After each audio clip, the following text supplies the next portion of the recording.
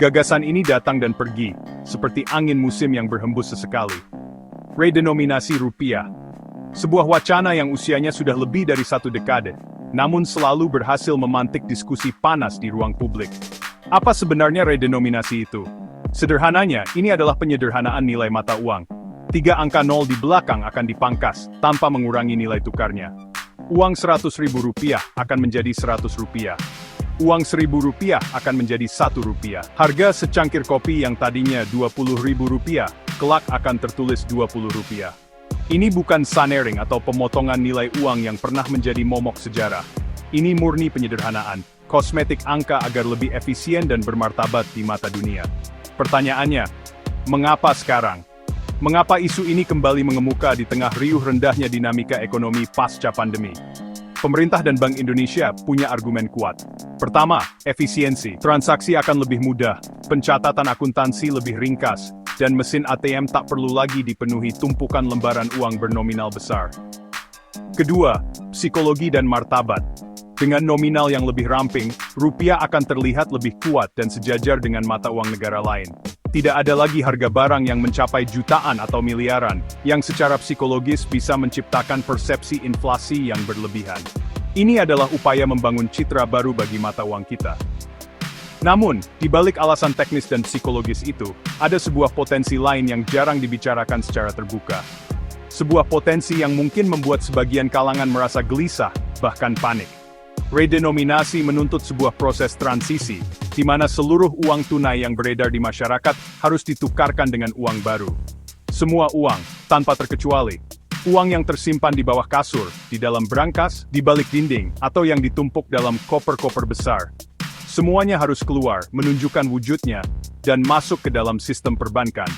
Ini bukan sekadar pergantian wajah uang, ini adalah panggilan bagi seluruh kekayaan tunai untuk tercatat secara resmi. Prosesnya tentu tidak akan terjadi dalam semalam. Akan ada masa transisi yang panjang, mungkin beberapa tahun. Selama periode itu, 2 jenis mata uang, lama dan baru, akan beredar bersamaan. Masyarakat akan diberi waktu yang sangat cukup untuk menukarkan uang lama mereka di bank-bank yang ditunjuk. Bank Indonesia akan gencar melakukan sosialisasi, memastikan tidak ada warga yang dirugikan. Namun, tenggat waktu penukaran pasti akan ada. Sebuah tanggal akhir yang menjadi batas. Setelah tanggal itu, uang rupiah lama, dengan deretan nolnya yang banyak itu, resmi tidak akan berlaku lagi.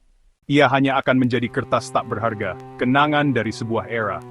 Disinilah letak jantung persoalannya. Redenominasi bisa menjadi senjata senyap, yang sangat efektif untuk membongkar praktik korupsi dan pencucian uang. Bayangkan seorang koruptor yang selama bertahun-tahun menumpuk uang tunai hasil kejahatannya. Miliaran bahkan mungkin triliunan rupiah disimpan dalam bentuk fisik. Uang itu sengaja tidak dimasukkan ke bank untuk menghindari pelacakan oleh Pusat Pelaporan dan Analisis Transaksi Keuangan, atau PATK. Uang haram itu adalah hantu dalam sistem. Tidak terlihat, tidak tercatat, namun nyata adanya. Ia menunggu waktu yang tepat untuk digunakan dicuci dan diubah menjadi aset yang tampak legal. Kini, dengan adanya redenominasi, sang koruptor dihadapkan pada dilema besar. Ia memegang setumpuk kertas yang sebentar lagi akan menjadi sampah. Satu-satunya cara agar hartanya tidak musnah adalah dengan membawanya ke bank untuk ditukarkan. Saat itulah momen kepanikan terjadi. Membawa uang tunai miliaran rupiah ke bank bukanlah perkara sepele. Setiap transaksi dalam jumlah besar, apalagi dalam bentuk tunai, akan secara otomatis menyalakan alarm di sistem perbankan. Profil nasabah akan diperiksa, asal-usul uang akan dipertanyakan.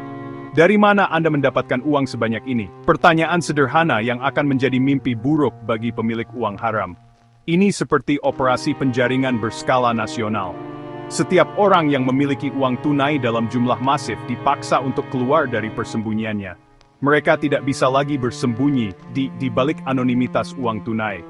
Mereka harus berhadapan langsung dengan sistem yang dirancang untuk mendeteksi kejanggalan. Jika mereka nekat menukarkan uangnya, risiko untuk diperiksa aparat penegak hukum menjadi sangat tinggi. PPAT KPK Direktorat Jenderal Pajak akan siaga menanti data transaksi-transaksi jumbo yang mencurigakan. Ini bukan lagi soal menyederhanakan nominal, ini adalah soal membongkar kekayaan yang selama ini disembunyikan dari negara. Tentu, para pelaku kejahatan finansial tidak akan tinggal diam. Mereka akan mencoba berbagai cara untuk mengakali sistem. Memecah uangnya menjadi nominal kecil, menyetorkannya lewat banyak rekening atas nama orang lain. Atau mencoba menyuap oknum perbankan agar transaksi mereka tidak dilaporkan. Namun, upaya-upaya ini juga penuh risiko. Menggunakan banyak peminjam nama atau nomine, akan meninggal jejak digital yang rumit dan mudah terdeteksi oleh algoritma modern. Upaya menyuap pun bisa menjadi bumerang membuka pintu bagi penyelidikan baru. Redenominasi, pada akhirnya memaksa para tikus untuk keluar dari lumbung padi yang mereka gerogoti. Menyimpan uang tunai dalam jumlah besar di dalam koper atau berangkas di rumah adalah metode klasik para koruptor. Tujuannya jelas, menghindari radar perbankan. Uang fisik tidak terhubung dengan nama, nomor rekening, atau identitas apapun. Ia anonim, ia cair. Dalam banyak kasus operasi tangkap tangan atau OTT oleh KPK, sering terlihat tumpukan uang tunai dalam koper sebagai barang bukti. Metode ini dianggap paling aman sebelum uang sempat dicuci. Uang itu diam, tidak bergerak, menunggu saat yang tepat untuk membeli aset atau ditransfer ke luar negeri secara ilegal.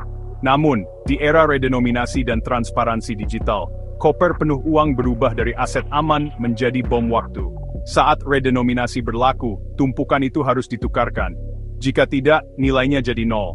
Ini menciptakan tekanan luar biasa. Menyimpan miliaran tunai juga memiliki risiko nyata. Kebakaran, kebanjiran, pencurian harta haram bisa lenyap oleh musibah atau kejahatan lain. Keamanan fisik uang tunai sangat rapuh. Uang tunai fantastis di satu lokasi menjadi bukti kejahatan. Bayangkan penggeledahan aparat menemukan miliaran rupiah di rumah pejabat. Terdakwa sulit menjelaskan al-usul. Argumen, tabungan pribadi atau hasil bisnis mudah dipatahkan jika tak ada catatan penarikan dari bank atau bukti transaksi bisnis yang sah. Uang tunai besar tanpa justifikasi, bendera merah dalam investigasi. Ia jadi bukti fisik kekayaan tidak wajar. Era digital semakin mempersempit ruang gerak metode kuno. Hari ini, 2025, hampir semua transaksi besar dilakukan secara digital. Membeli mobil rumah barang mewah meninggalkan jejak elektronik. Pembelian tunai aset mahal memicu kecurigaan. Penjual properti atau dealer mobil mewah wajib lapor transaksi tunai mencurigakan. Jadi, meski uang aman di koper, menggunakannya semakin sulit dan berisiko. Koper itu bukan lagi berangkas, melainkan sangkar emas yang memenjarakan pemiliknya. Jika uang tunai menjadi terlalu berisiko, koruptor modern akan beralih ke instrumen lain. Mereka berpikir bisa lebih pintar dari sistem. Namun, mereka lupa satu hal, di dunia digital setiap langkah meninggalkan jejak. Era digital mengubah lanskap pengawasan keuangan. PPATK tak lagi menyisir laporan satu persatu secara manual. Kini mereka dipersenjatai dengan teknologi canggih kecerdasan buatan analisis big data. Sistem ini mengendus pola transaksi tak wajar dari jutaan data setiap hari, sebuah tugas mustahil bagi manusia. Sistem pengawasan bekerja seperti jaring laba-laba raksasa yang transparan. Setiap transfer antar rekening, setiap pembelian saham, setiap transaksi obligasi, setiap pembelian unit reksadana semuanya tercatat di buku besar digital yang saling terhubung. Algoritma dilatih untuk mengenali anomali. Misalnya, sebuah rekening yang biasanya berisi puluhan juta rupiah, tiba-tiba menerima transfer miliaran, atau serangkaian transfer sedikit di bawah batas pelaporan praktik yang dikenal sebagai smurfing, dikirim ke banyak rekening dalam waktu berdekatan. Pola-pola itu langsung ditandai untuk analisis lebih lanjut. Jejak digital ini tak hanya di dalam negeri, kerjasama internasional antar lembaga intelijen keuangan makin erat. Era kerahasiaan bank sebagai surga pengemplang pajak mulai runtuh. Melalui perjanjian seperti Automatic Exchange of Information, atau AEOI, otoritas Indonesia bisa mendapat data rekening warga yang disimpan di luar negeri. Menyembunyikan uang di tax haven kini jauh lebih sulit. Jejak digital bersifat global dan permanen. Teknologi blockchain dan aset kripto yang dulu dianggap anonim, kini mulai bisa ditembus. Penegak hukum bisa melacak transaksi di blockchain publik. Mereka menganalisis aliran dana antar alamat dompet digital, dan menghubungkannya dengan bursa kripto yang menerapkan verifikasi identitas.